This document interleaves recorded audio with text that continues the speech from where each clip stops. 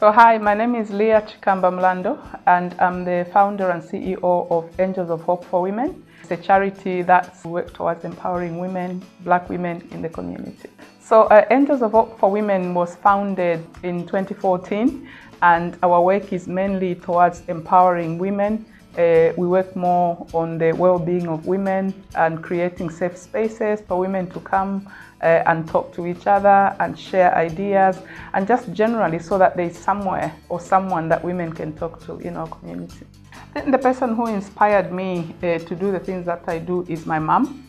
All those years ago, my mom used to support a lot of women in the community, not in a formal way, in an informal way. And I think through that lived experience and seeing how when you give people opportunities or chances that they can actually thrive, so that is where my inspiration comes from. So I think for me, that lived experience of just making sure that there's space or that you give opportunities to those who might not either be able to do things. So I feel that if I'm in a position to be able to support others or to give things to others, whether that's a space to come and talk or whatever form of support I can offer, I think it really inspires me, because I know that there's a lot of people out there. They are highly skilled, they might just be lacking that confidence. So sometimes just giving, just pulling, someone's hand and to say, actually, you can do this. I think that's where my inspiration comes from, because I have seen that when you do that to someone, people, especially women, they actually thrive quite a lot.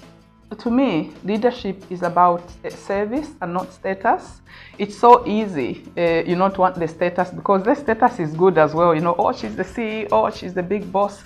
But at the end of the day, what makes you a good leader is about servanthood. So being a servant to other people. For me, as a Christian, I believe that Jesus Christ, especially now that we've just celebrated Easter, he came and died for us. So he did something for us because he loved us. So for me, I also look at leadership in that sense, that you should be down there doing things with people, because when you are a leader, you need to understand what people are going through, or what people, once you understand what people are going through, you actually be a better leader, because you understand when people are working in a certain way or when they are doing things in a certain way, it's because you understand why they are doing the things that they do. And for me, that's why I always look at being a leader as someone who's there to actually work for the people and support people to bring them to wherever they need to be.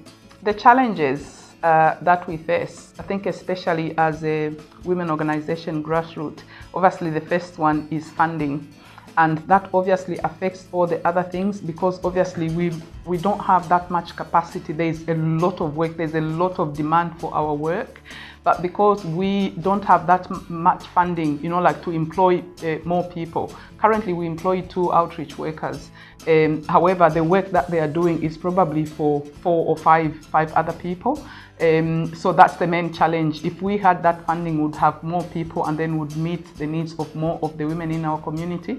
And for me, I believe that when we do that, we are actually saving a lot of money, whether that's through the NHS or wherever it is, because we are meeting the women's needs right earlier before they get onto, whether it's mental health or before they get to the stage where they actually need to be hospitalized. So if we at the grassroots are given that opportunity of supporting more people, we'll be able to do that. And I think the only way I can say we work to try and alleviate some of these problems is actually by working in partnership with other women organizations, just so that we can share resources. So we work together with several women organizations where we can bring resources together, bring some funding together to try and do the events, so that it's not just a one-man show, but we all come together, because they can bring in some resources, we can bring in, and others just like that. And one of the examples I can give you is on Thursdays, we do Afrofit exercise session for women only. So there's 3 organizations that do this together. So there's ourselves, Angels of Hope, there's Women Arise, and there's Bolifit CIC. So Bolifit comes in where they train all the coaches, and then Women Arise and Angels of Hope, we come in together where we share costs of paying for the room hire, paying for the coach. And in that way, we are actually working together quite well, and a lot of women are coming. We've been doing this for the last 4 years, and had we not put our resources together, I don't think we'd have managed to do it. But we give each other time, so that we look for funding, we pay up to a certain point, they also look for funding to pay up to a certain point. So that's one of the ways that we've tried to come together and try and alleviate some of these issues that we find within our community. So I think for me, one thing I really want to see is that communities are being heard.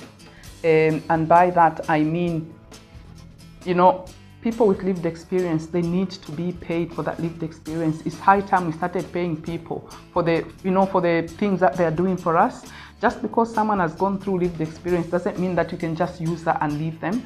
That's how we empower people. For me, it's that empowerment to that level where we are supporting this, especially the smaller organizations, voluntary organizations, because I've said before, we meet people's needs where other organizations, whether it's the NHS, whatever it is, they might not be able to get to that level, but we start from that level. So if we were given the resources and the opportunities, to be heard fully, for our voices to be put into policy, I think that would make a massive big difference to people's lives.